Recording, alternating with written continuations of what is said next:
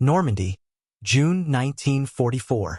The morning fog hung low over the French hedgerows, heavy with the smell of oil, soil, and burning steel. Across a shattered village road, German officers stood beside the wreck of a Panzer IV, binoculars raised. They had been watching the horizon for hours, waiting for the next wave of Allied armor.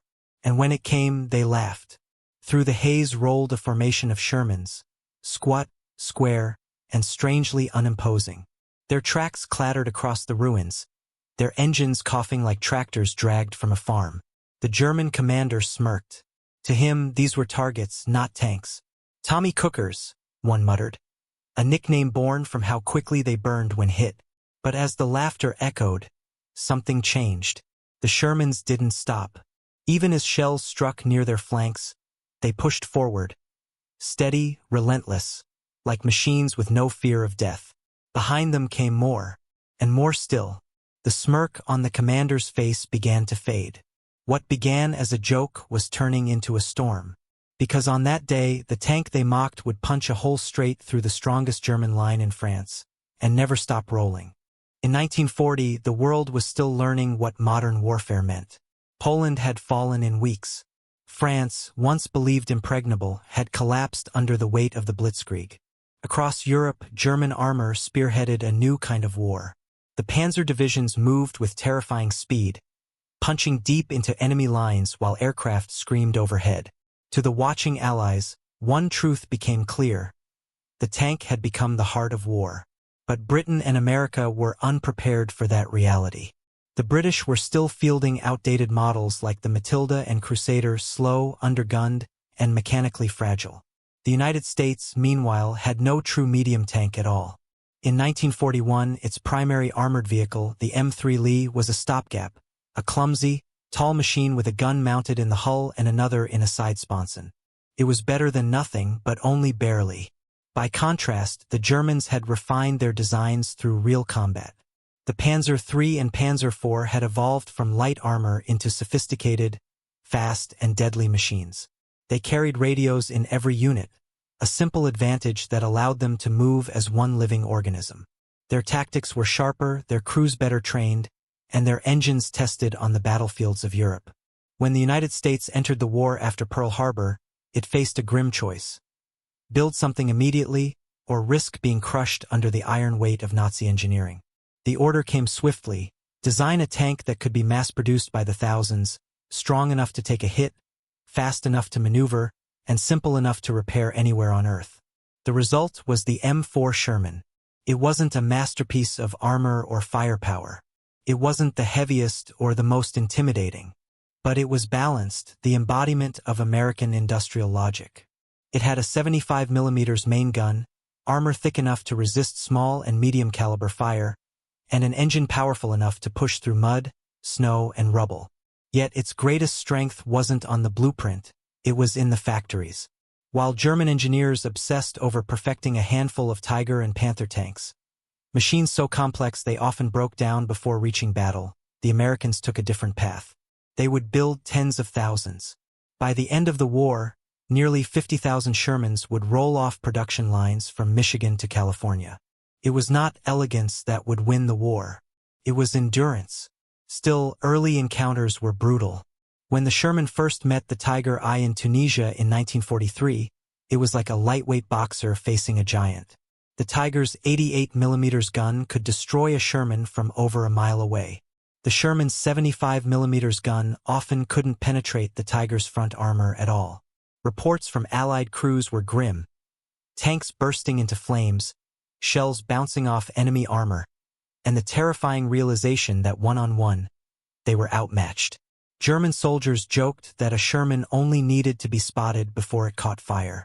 And yet, those same reports contained something else: determination. Sherman crews learned to adapt. They hunted in packs. They flanked instead of charging head-on. They relied on speed, coordination, and overwhelming numbers. When one fell, another filled its place. In war, perfection means little when it can't reach the front line. The Sherman wasn't perfect, but it was there. In every theater, every battle, from North Africa's burning sands to the forests of France. It was the tank that never stopped coming. And as the tide of war shifted toward Europe, the German command, still confident in their superiority, had no idea that this humble, mass-produced machine was about to become their greatest nightmare. Because soon, across the beaches of Normandy, the sound of thousands of Shermans would drown out even the laughter of the Reich. The first real test came in North Africa, 1942. The desert was a place where machines and men alike were stripped to their essence: heat, dust, and endless open ground. It was here, under the relentless sun, that the M4 Sherman made its combat debut with the British 8th Army and later the US II Corps. At first glance, the German Afrika Korps saw little to fear. Under Erwin Rommel, their Panzer III and IV units had swept across the desert with deadly precision. Their tactics were refined, their command structure tight, and their crews veterans of half a dozen victories. Then came the Shermans, arriving by convoy, dozens at a time, shipped across the Atlantic and assembled in hastily built depots in Egypt. Their crews were young, many fighting their first battle. Their tanks, fresh from the factory floor, bore the smell of new paint and untested steel. But when the shooting started, something unexpected happened. The Sherman's reliability, that unglamorous trait, became its most powerful weapon. In the suffocating sand, where German tanks overheated and jammed, the Sherman kept moving. Its wide tracks gave it balance, its engine endured the dust, and its standardized parts meant repairs could be done in hours, not days. During the Second Battle of El Alamein, British armored divisions armed with Shermans played a key role in breaking Rommel's line. The tank that was mocked for being simple was proving to be survivable. It wasn't invincible, but it was consistent, and in war, consistency wins campaigns. After North Africa, the Sherman followed the Allies north, to Sicily, Italy, and finally toward the heart of Europe. Each battle reshaped the machine. Crews demanded thicker armor, better guns, and safer ammunition storage. Engineers listened. By 1944, new variants had emerged: the Sherman Firefly, mounting a deadly British 17-pounder gun capable of piercing even a Tiger's frontal plate, and the M4A3E2 Jumbo, with armor thick enough to take a direct hit. These evolutions weren't born in laboratories, but on the battlefield, hammered out through blood and necessity. As D-Day approached, the Sherman had transformed from an untested design into the backbone of Allied armored power.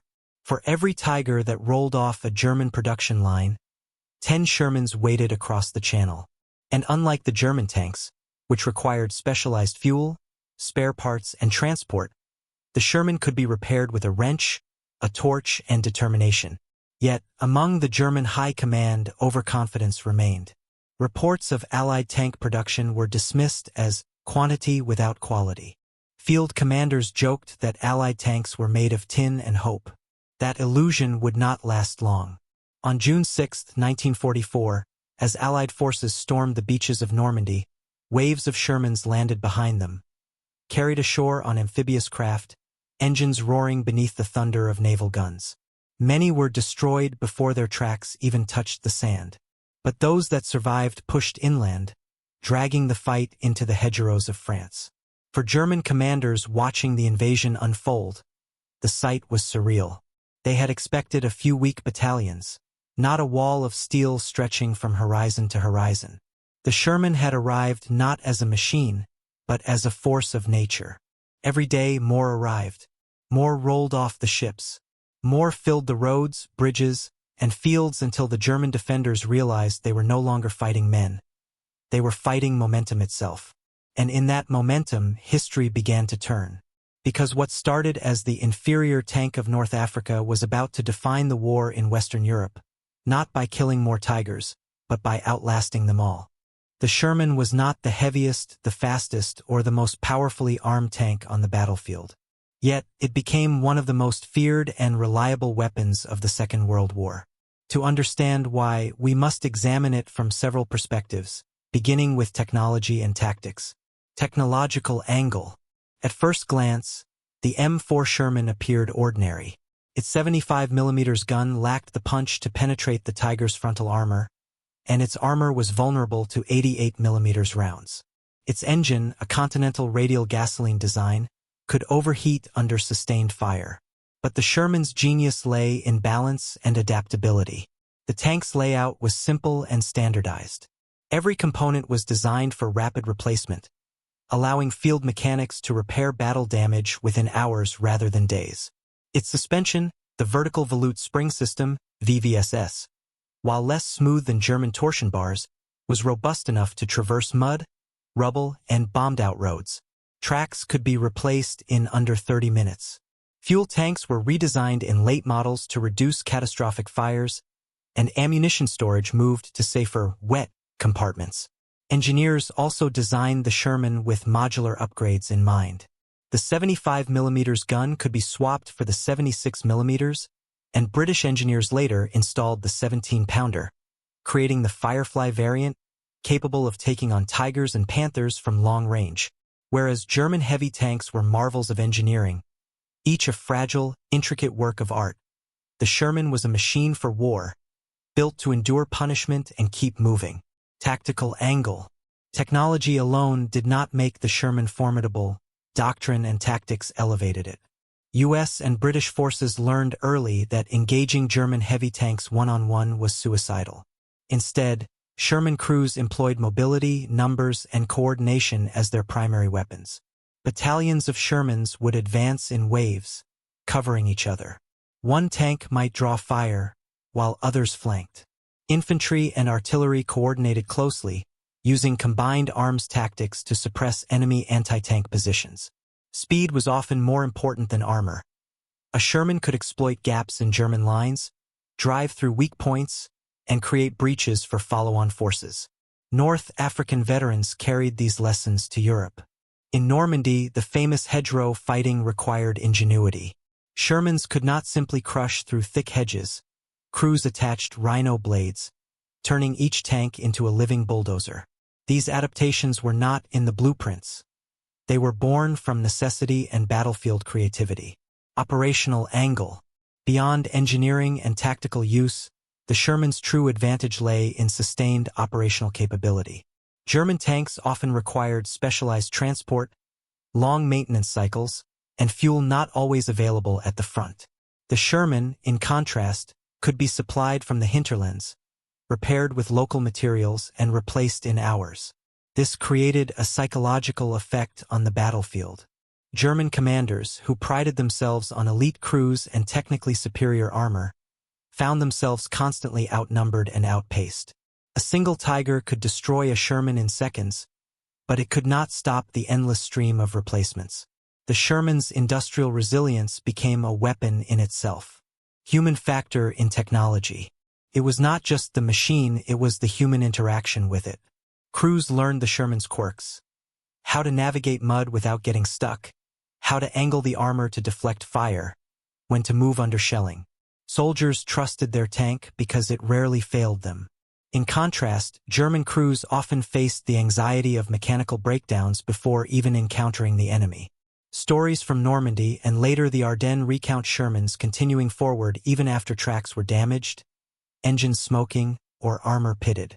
A Sherman that could still move was a Sherman that could fight, and in war, movement meant survival. Combined effect. When technology, tactics, and operational philosophy combined, the Sherman achieved a paradoxical superiority.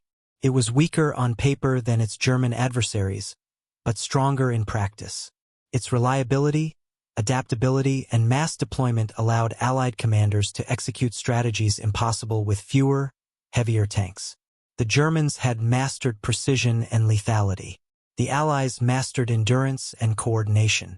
When Shermans rolled en masse, the battlefield shifted. Where the Tiger struck once and stopped, the Sherman struck dozens of times, relentlessly from multiple angles until the line broke. In the theater of war, this difference was decisive. Not because the Sherman was invincible, far from it, but because it embodied a philosophy. Keep moving, keep fighting, and overwhelm the enemy by persistence, not perfection. War is not fought by machines alone. A tank without a crew is just a hunk of metal. For the Sherman, the human element was as critical as its gun or tracks. Inside each tank, 4 or 5 men lived in close quarters: driver, gunner, loader, commander, sometimes a radio operator, navigating chaos, smoke, and terror. The crew's perspective. Sherman crews quickly learned that survival depended on coordination and trust. Each man had a role, and mistakes could be fatal.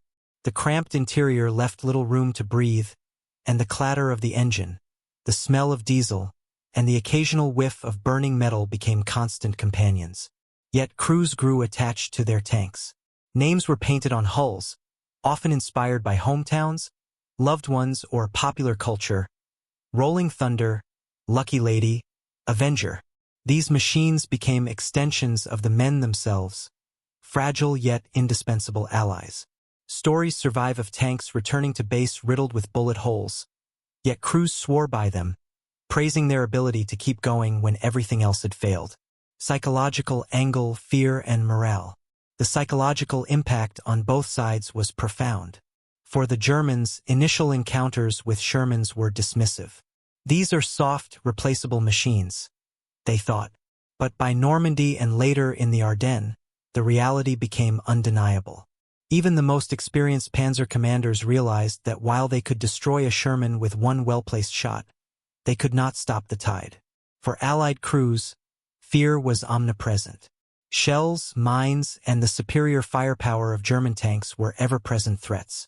Yet the knowledge that backup Shermans would follow, and that numbers could compensate for individual weakness, gave them courage. The Sherman embodied collective resilience, a concept foreign to tank crews accustomed to fighting alone or in small formations. Strategic angle, mass, momentum, and doctrine. Beyond individual engagements, the Sherman's greatest strength was strategic. Allied commanders knew that quantity, speed, and logistics mattered more than singular superiority. Armies moved around Shermans, supply lines adjusted to ensure fuel and ammunition kept up, and tactics were designed to exploit the tank's reliability. Operation Cobra in July 1944 is a prime example. The Allies concentrated hundreds of Shermans along narrow hedgerow breaches, using overwhelming numbers to punch through the German lines. Each Sherman acted as a cog in a larger machine. No one tank was decisive, but together, they became unstoppable. This doctrine created a psychological strain on German defenders. Elite Panther and Tiger units, trained for precision, were forced to contend with waves of inferior Shermans. The term inferior became meaningless on the battlefield. Numbers, coordination, and tenacity proved decisive. Human stories of triumph and tragedy. Eyewitness accounts reveal the complex mix of fear, bravery, and ingenuity inside Sherman crews. A driver would recall navigating minefields while the gunner held his breath. A loader might repair a jammed weapon while shells ricocheted across the hull. Medics treated burns and shrapnel inside the tank, turning it into a mobile infirmary. One account from the hedgerows of Normandy tells of a Sherman hit multiple times, engine smoking, treads shredded. Yet the commander refused to abandon it. With careful maneuvering and a flanking infantry unit, they pushed forward, knocking out 2 Panzer IVs. The Germans who witnessed it later admitted it, moved like a spirit, unstoppable and reckless. The enemy's view. German soldiers developed grudging respect over time. Reports described Shermans as never-ending and relentless. Even when outmatched individually, they adapted their tactics. Ambushes, artillery coordination, and anti-tank guns became the only ways to counter the flood of American armor. Yet the psychological edge had shifted. The Allied doctrine of mobility, repairability, and relentless advance wore down elite German units in ways raw firepower could not. Strategic conclusion. In the end, the Sherman succeeded not because it was invincible, but because it amplified human skill, morale, and operational doctrine. Its crews became more than operators. They were warriors in a system designed for resilience. The Germans, for all their engineering prowess, found themselves repeatedly outnumbered, outmaneuvered, and psychologically pressured. The tank that once inspired laughter now inspired dread, not through awe of its armor, but through the unyielding human and mechanical synergy that defined it. July 25, 1944. St. Lo, Normandy. The morning fog clung to the shattered fields like a gray shroud. For weeks, the Allies had been hammering at the German defensive lines with infantry, artillery, and air power. Progress had been slow. The hedgerows, Dense, earthen walls lined with trees and undergrowth favored the defender, and every inch was paid for in blood. Across the front, German commanders in the 352nd Infantry Division watched through periscopes and binoculars. They had studied the Allies' landing patterns and tank compositions. Sherman tanks, they assumed, were slow, flammable, and easy prey. They had laughed when they first saw the columns advancing inland from Omaha and Utah beaches. But this morning would shatter that illusion. Operation Cobra had begun. Massive bombardments from American heavy bombers turned the German front into rubble. Then came the Shermans. Hundreds of them rolled forward, engines growling, tracks biting into the wet soil. Smoke from destroyed German positions rose like pillars into the misty sky. At first, individual German Panzer IVs and even a few Tigers engaged the advancing Shermans. One Tiger's 88mm shells slammed into a Sherman's side. The tank shuddered, but the crew kept firing, returned the shot, and maneuvered out of range. Another Sherman, hit multiple times, stalled briefly, then limped forward under the cover of smoke and infantry. Each tank that fell was quickly replaced by another, forming a relentless wave. The effect on German morale was immediate. Commanders reported, "They do not stop. Even when burned or hit, they continue forward. We cannot hold them." Soldiers who had once mocked the Sherman now scrambled to adjust their anti-tank tactics. Mines, artillery, and ambushes slowed the advance only briefly. The Sherman's success was not due to brute force alone. It was coordination. Infantry and artillery worked in tandem, clearing pockets of resistance while tanks provided mobile firepower. Engineers followed, repairing roads and bridges, allowing supply columns to maintain the relentless push. Flanking maneuvers turned defensive hedgerows into death traps for German units attempting to regroup. By the afternoon, St. Louis German defenders were in chaos. Communications were jammed, command lines severed, and retreat orders came too late. Sherman crews moved like a single organism, replacing fallen comrades, covering flanks, and exploiting every weakness. The once laughable tank had become a storm. Eyewitnesses describe a surreal scene. A Sherman that had been hit twice still moved forward, its turret smoking, crew inside screaming but alive. Behind it, 5 more followed. They did not hesitate. It was like a wall of fire and steel, impossible to stop. Strategically, Operation Cobra's breakthrough was decisive. The Germans, forced into a hasty retreat, lost cohesion and suffered massive casualties. By the end of the week, Allied forces had opened a corridor through Normandy, allowing infantry and armor to pour inland. The momentum would carry them to Paris within a month. The Sherman's role was not glamorous. Few single engagements made headlines. There were no individual duels worthy of war stories in books. Instead, the Sherman's triumph lay in sheer persistence, reliability, and coordinated mass effect. Every hit tank was replaced, every breach exploited, every flaw adapted in real time. German commanders, once confident and mocking, began to take notice. Reports circulated of the unending tanks, rolling thunder, that seemed almost invincible because it never stopped coming. By the time the Allies reached the outskirts of St. Lo, laughter had turned to disbelief, disbelief to fear. In Normandy, the Sherman proved a lesson. Engineering and production, combined with human ingenuity and doctrine, could outmatch even the finest individual tanks.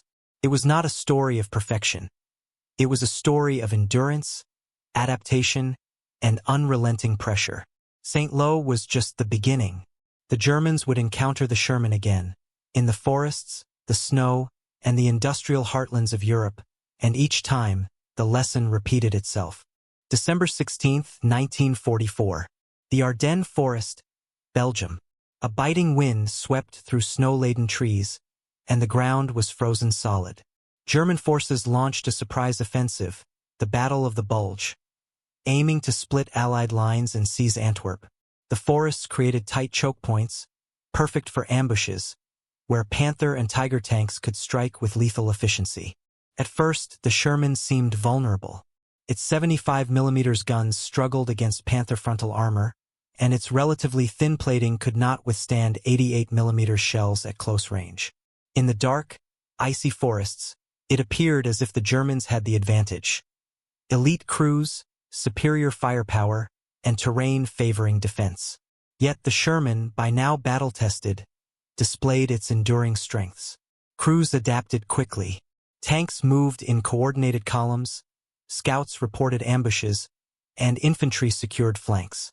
The Sherman's reliability in freezing temperatures proved critical. German panzers often stalled or broke down in sub-zero weather, while Shermans, though slower, kept moving. One famous engagement near Bastogne saw a small Sherman force hold off multiple German attacks, buying time for reinforcements. The tanks, outgunned individually, leveraged terrain, smoke, and sheer numbers. A Tiger might destroy a Sherman, but it could not stop the next wave. By the time the Germans reached Bastogne's outskirts, the town was a fortress defended by Shermans, infantry, and artillery working in concert. Meanwhile, logistical superiority shone. Allied supply lines, though harassed, delivered fuel, ammunition, and spare parts to the front, allowing tanks to remain operational longer than their German counterparts. Broken Shermans were repaired and returned to battle within hours, while Panthers and Tigers, when damaged, often disappeared for days. The industrial advantage was decisive. Psychologically, the impact on German forces was immense. Soldiers reported encountering tanks that would not die. Crews inside Shermans worked under extreme pressure, huddled in freezing metal boxes, yet they pressed on. Each Sherman that moved forward reinforced the notion that the Allies' momentum could not be stopped, a lesson hammered home repeatedly as the Bulge collapsed by January 1945. The Sherman's adaptability continued into Germany itself. By early 1945, Allied forces pushed across the Rhine. The tank that had been laughed at in Normandy now dominated industrial towns, bridges, and highways. German forces, depleted, demoralized, and outnumbered, could not contain the tide. Even Panther and Tiger battalions, formidable in open terrain, found themselves overrun by waves of Shermans supported by infantry and artillery. The human element remained critical. Crews improvised repairs, mounted makeshift armor, and coordinated with engineers to overcome demolished roads and bridges.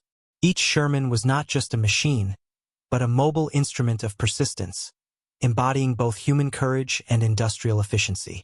By the time the Allies reached the heart of Germany, the Sherman had proven itself repeatedly. It was no longer the Tommy Cooker the Germans mocked. Across multiple theaters, North Africa, Normandy, the Ardennes, and the Rhine, it had endured, adapted, and pressed forward against every expectation. Its greatest victories were not measured in singular duels, but in the collapse of enemy lines, the survival of thousands of crews, and the unstoppable advance of Allied forces. Ultimately, the Sherman's success lay in a combination of factors: resilient engineering, tactical ingenuity, logistical supremacy, and the unbreakable human spirit of its crews. Against every Tiger, Panther, and Panzer IV it endured. Against every forest, hedge, and river, it pressed on. And against every expectation of its inferiority, it proved unstoppable. As the snow melted and Allied forces entered Germany, the Sherman had transformed from a laughed-at medium tank into a symbol of Allied endurance. Laughter turned to disbelief, disbelief to fear, and fear to grudging respect. The stage was now set for the aftermath, a world forever changed by the machine that simply kept rolling. By spring 1945, the war in Western Europe was drawing to a close. The Allied armies had crossed the Rhine, liberated occupied cities, and forced the remnants of German forces into retreat. Central to this success was the M4 Sherman, the tank once derided as slow, flammable, and weak. Yet victory came at a high cost. Casualty reports reveal the harsh reality. Thousands of Sherman crews were killed, wounded, or captured. Tanks burned, exploded, or were abandoned on European fields. In Normandy alone, roughly 4,000 Shermans were destroyed or damaged beyond repair. Despite this, production never wavered. American factories continued rolling out replacements at astonishing rates, keeping frontline forces supplied and operational. German forces, meanwhile, suffered staggering losses in both personnel and armored vehicles. Elite Panther and Tiger battalions, once considered invincible, were depleted by attrition, mechanical failure, and sheer numbers of Shermans. Even the fearsome Tiger-I, which could destroy a Sherman at great distance, could not turn the tide against overwhelming Allied mass and coordination. The Sherman's success lay not in individual duels, but in sustained operational pressure. Commanders leveraged industrial capacity as a strategic weapon. While a Tiger required weeks of manufacturing and specialized maintenance, a Sherman could be repaired in hours and produced by the thousands. The logistical advantage allowed Allied forces to maintain momentum even after suffering severe losses. Psychologically, the Sherman had altered the German perception of armored warfare. Early laughter and derision had shifted to caution, then grudging respect. Reports from German officers described encountering tanks that would not stop, and machines moving even when destroyed. Morale cracked under the unrelenting advance, and the myth of German armored invincibility began to fade. The human toll, however, was profound. Allied tank crews endured extreme conditions: heat in the deserts of North Africa, mud and hedgerows in Normandy, and freezing forests in the Ardennes. Many accounts describe cramped interiors, fear of fire or shelling, and the constant awareness that survival depended on both skill and the machine beneath them. Despite losses, stories of heroism, improvisation, and perseverance abound.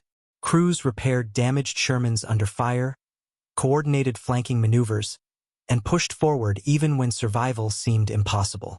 Industrial production, human courage, and battlefield doctrine converged to create an unstoppable force. The Sherman did not win through individual superiority. It won through endurance and adaptability, a lesson that would resonate long after the war ended. Strategically, the Sherman shaped Allied operations in a way few other weapons could. It allowed for rapid breakthroughs, sustained offensives, and the exploitation of German weaknesses. Battles that might have taken weeks or months were shortened by the relentless pressure of armored divisions. Every destroyed Sherman was replaced, every broken formation reinforced, and every tactical setback absorbed. By May 1945, when Allied forces entered Berlin's outskirts and the Third Reich crumbled, the Sherman's role was clear. It was a force multiplier, a symbol of industrial might, and a testament to the coordination of technology, human ingenuity, and doctrine. The cost had been high, but the reward was decisive. When the guns fell silent in Europe in May 1945, the M4 Sherman had proven itself far beyond its early reputation. The tank that German commanders once mocked as a soft, replaceable machine had become the backbone of Allied victory. Its legacy, however, extended far beyond the battlefields of Normandy, the Ardennes, and the Rhine. Post-war influence. The Sherman's design and operational philosophy influenced armored warfare for decades. Its emphasis on reliability, modularity, and mass production set the standard for post-war medium tanks. Variants were exported to dozens of countries, appearing in conflicts from Korea to the Middle East. Nations valued the Sherman not just for its firepower, but for its ease of maintenance and operational endurance. A practical, proven machine that could be relied upon in multiple environments. In Korea, Shermans faced Soviet T-34s, proving once again that tactics, mobility, and numbers could offset individual shortcomings in firepower. In the Israeli-Arab conflicts of the 1950s and 60s, Shermans formed the backbone of armored units, often upgraded with new guns, armor, and engines. The principle remained the same. A reliable, adaptable tank, operated by skilled crews, could dominate the battlefield through coordination and persistence. Industrial and strategic lessons. The Sherman also left a profound lesson in industrial strategy. While Germany's focus on highly advanced, complex tanks produced spectacular weapons, they could never match the sheer volume of Allied production. The Sherman demonstrated that numbers, logistics, and sustainment can outweigh individual technical superiority. This principle would shape military planning for decades, influencing the design and deployment of armored forces throughout the Cold War. American military doctrine increasingly emphasized combined arms, mass production, and reparable, versatile machinery. The Sherman exemplified these principles. Fast enough to maneuver, tough enough to endure, and simple enough for crews and mechanics to maintain under extreme conditions. Its legacy informed tank programs worldwide, from the M48 patent to the Centurion, embedding lessons learned in firepower, armor distribution, and crew survivability. The human dimension. Perhaps most importantly, the Sherman symbolized human resilience. Soldiers forged a bond with their machines, improvising, adapting, and pushing beyond what was thought possible. Crews survived ambushes, harsh weather, and relentless artillery because of both their skill and the tank's reliability. Eyewitnesses recount Shermans moving forward despite damage, crews refusing to abandon them, and the tanks becoming near-mythical presences on the battlefield. This human-machine synergy created a psychological edge. It demonstrated that warfare was not solely about technical perfection. It was about endurance, ingenuity, and the will to continue. The Sherman became more than steel. It was a symbol of Allied determination, cultural and historical legacy. The Sherman also earned its place in history and memory. Museums, war films, and veterans' accounts commemorate its role. In popular imagination, it represents the underdog prevailing through persistence and coordination, turning ridicule into respect. Its story is one of transformation, from a laughed-at medium tank to a decisive instrument of victory. Even today, historians analyze the Sherman to understand how industrial capacity, battlefield doctrine, and human ingenuity intersect in war. Its success reminds military planners and historians that victory does not always favor the technically superior, but the strategically adaptable and relentlessly persistent. Conclusion. By the end of the war, the Sherman had cemented its legacy as a tank of iron and will. It was not invincible, but it was enduring. Not the heaviest, but unstoppable when combined with men, doctrine, and logistics. It had survived the deserts, hedgerows, and snow-laden forests, and in doing so, it reshaped modern armored warfare. The Germans laughed at it once. By 1945, they had learned an unshakable truth. The Sherman kept rolling through fire, through snow, through every line they thought would stop it. And in that relentless advance lay the heart of its legend. The M4 Sherman was never meant to be perfect. It was not the heaviest tank, the most powerful, or the most fearsome. Yet, in the crucible of World War II, it became one of the most decisive instruments of victory. Its story is not just one of steel and mechanics, but of human courage, industrial ingenuity, and tactical innovation. The Sherman reminds us that endurance often outweighs brilliance. Where German tanks were designed for individual superiority, they faltered against the relentless flow of Shermans, each replacement reinforcing the next, each crew improvising to meet the demands of battle. Victory came not from invincibility, but from persistence, the ability to keep moving, keep fighting, and keep advancing no matter the obstacles. Its legacy stretches beyond the battlefields of Europe. In Korea, the Middle East, and countless conflicts thereafter, Shermans, upgraded, adapted, and modified, continued to embody the principles that won the war: reliability, adaptability, and human-machine synergy. They became more than tools of war. They became symbols of resilience and cooperation. There is also a lesson in humility. The Germans once laughed at the Sherman, dismissing it as inferior. But the battlefield has a way of testing assumptions. The tank that was underestimated became unstoppable, a reminder that innovation, doctrine, and collective effort can surpass raw power. Finally, the Sherman speaks to the men who fought inside it. Cramped, exposed, and constantly under threat, they pushed forward through fear, cold, and fire. Their bond with the machine, their ingenuity under pressure, transformed a simple tank into a living force of the Allied war effort. In the end, the story of the Sherman is more than history. It is a meditation on perseverance, strategy, and the intersection of human courage with industrial might. It is the story of laughter turned to disbelief, of mockery turned to respect, and of a tank that kept rolling through every line, every forest, every winter, until victory was achieved.